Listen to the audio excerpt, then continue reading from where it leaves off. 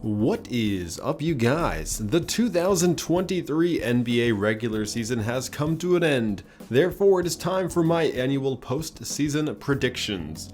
For those of you new, I have been making these videos every year since I was in junior high, all the way back in 2007 on my first YouTube channel, which has been lost to time. Today, we will be breaking down the play-in tournament.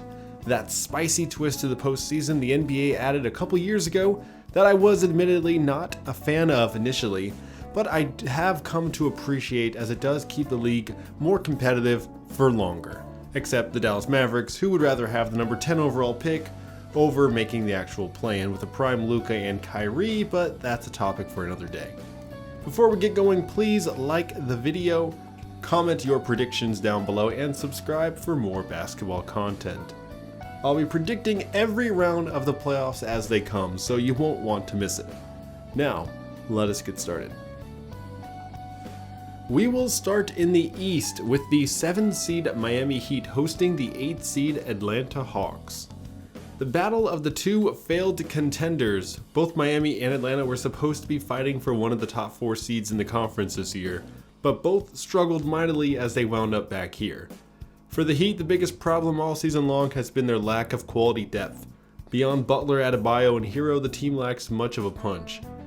They ranked in the bottom third of the league in scoring. In fact, they were dead last in points per game, but somewhat made up for it by ranking in the top third in defense. For Atlanta, the problem has been pretty much the opposite. They are a much deeper quality team, but their top-end talent has been less than stellar, especially Trae Young, who's just been way off most of the year. Meanwhile, they were in the bottom third of the league in defense, but top third of the league in offense. So it's going to be a battle of good offense versus good defense. It's always really tough predicting a single game in the world of basketball. Trae, Murray, and Bogdanovic could get hot and put up a ton of points, or they could struggle and the team might not even score 100.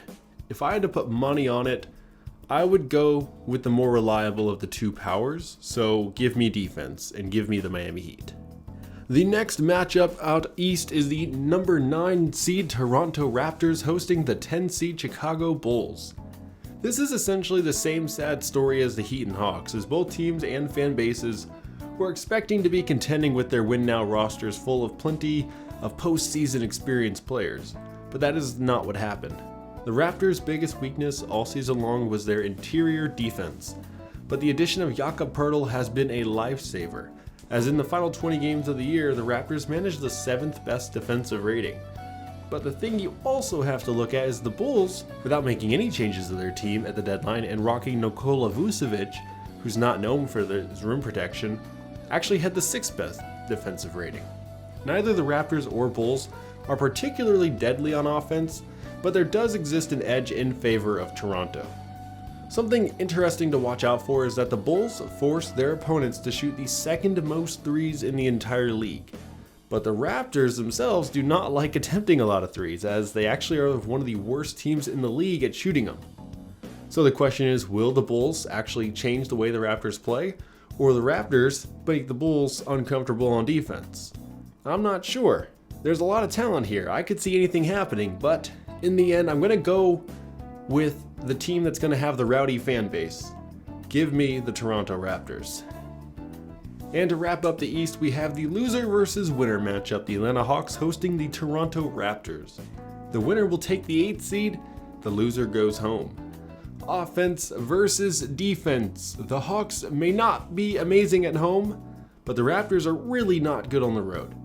I expect a dramatic game that will come with a ton of points and be a lot of fun to watch. Give me the Hawks. Moving out west, we have some major drama that will influence the first matchup. The 7-seed LA Lakers are hosting a depleted 8-seed Minnesota Timberwolves. The reason I say drama and depleted is because in the final game of the regular season, 2 Wolves starters made themselves unavailable. First, their young, versatile defensive hound Jaden McDaniels punched a wall and broke his hand. Yep, the old solid wall remains undefeated against angry hotheads. Then carrying on the trend, Kyle Anderson and Rudy Gobert got into a little verbal disagreement on the bench during a timeout, and we saw Rudy Gobert throw what some call a punch, although if you actually watch the footage, it's more of a jab or a push in the shoulder. But the Wolves management wasn't having any of it, so they not only did they send him home right then and there, which is something you don't see too often, they actually suspended him for this Lakers game. Their $38 million man is being put in timeout at the expense of the team. I can't believe that. In my opinion, they should just fine the guy, but it is what it is. Without Gobert and McDaniels playing defense, they're going to be relying heavily on Karl-Anthony Towns and Anthony Edwards to score a ton. And I don't think that's going to happen. I think the Lakers are going to win this one pretty easily. The 9 seed New Orleans Pelicans will host the 10 seed OKC Thunder. Two very different feelings amongst these fan bases. For the Pelicans, they are entering a second consecutive postseason without their franchise player Zion Williamson. The team has generally been hurt all around.